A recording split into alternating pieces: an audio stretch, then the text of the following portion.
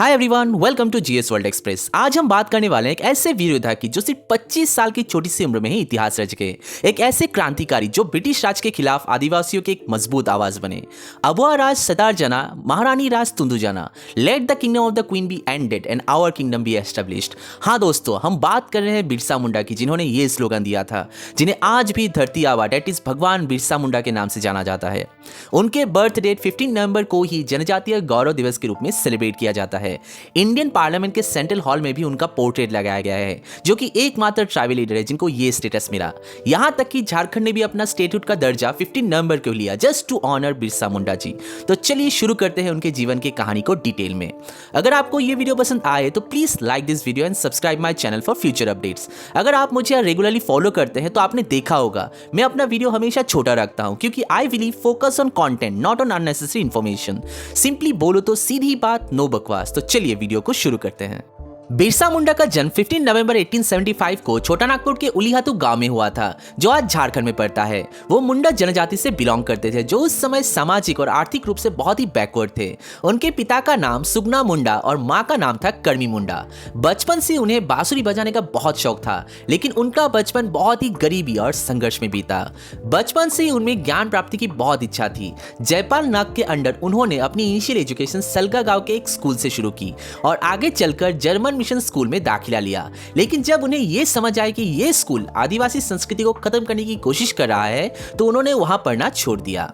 बिरसा मुंडा ने अपनी कम्युनिटी को समझने और सुधारने का संकल्प लिया। उन्होंने देखा कि कैसे जमींदार, महाजन और ब्रिटिश आदिवासियों का शोषण कर रहा था।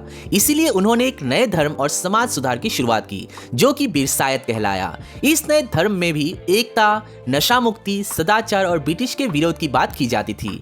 कहा जाता है कि बिरसा जी के पास आयुर्वेद का भी नॉलेज था, जिससे कि वो कई प्रकार की बीमारी ठीक कर देते थे। धीरे धीरे लोग उन्हें भगवान मानने लगे और आदिवासी समाज उनकी बात सुनने लगा। उनका संदेश था कि सभी आदिवासी एक हो और अपनी धरती को बचाने के लिए एक साथ लड़े। 1895 में बिरसा जी ने ब्रिटिश सरकार और जमींदार प्रथा के खिलाफ खुलकर विरोध किया। उन्होंने मुंडा रेबिलियन यानी उलगुलान और द ग्रेट तुमुल मूवमेंट की शुरुआत की। इसका उद्देश्य था आदिवासियों की जमीन को ब्रिटिश और जमींदारों से बचाना। 1899 टू 1900 के बीच उन्होंने ब्रिटिश सरकार के खिलाफ एक भयंकर आंदोलन चलाया। आदिवासी जनजातियों ने हथियार उठाया और ब्रिटिश सरकार की ईंट से ईंट बजा दी। ब्रिटिश फौज ने कई बार उनके फॉलोअर्स पर हमला किया, पर बिरसा जी की सेना ने उन्हें हर बार मुंह तोड़ जवाब दिया। यहाँ तक कि ब्रिटिश ने उनको पकड़ने पर 500 रुपए का इनाम भी रखा था। लेकिन दोस्तों, हर क्रांतिकारी की तरह उनके जीवन में भी एक मोड़ आया। उनके अपने ही एक दोस्त ने उन्हें धोखा दे दिया। ब्रिटिश सरकार ने बिरसा और उनके फॉलोअर्स को दबाने के लिए उनके ऊपर सप्रेशन और स्ट्रॉन्ग कर दिया। 3 फरवरी 1900 को ब्रिटिश सेना ने उन्हें चक्रधरपुर के एक गांव से गिरफ्तार कर लिया। उन पर राजद्रोह का आरोप लगाया गया और उन्हें रांची जेल में भेज दिया गया। 9 जून 1900 को केवल 25 साल की उम्र में उनकी जेल में अचानक से मौत हो गई।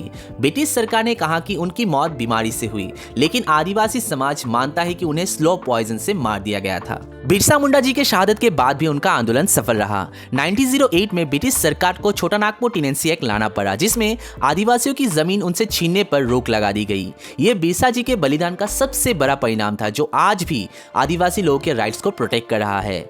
आज भी बिरसा मुंडा जी को भारत के महान वीरों में से एक गिना जाता है। झारखंड स्टेट भी उनकी विरासत का एक हिस्सा है। रांची एयरपोर्ट, बिरसा मुंडा स्टेडियम और कई जगहों पर उनके नाम पर स्मारक बने हैं।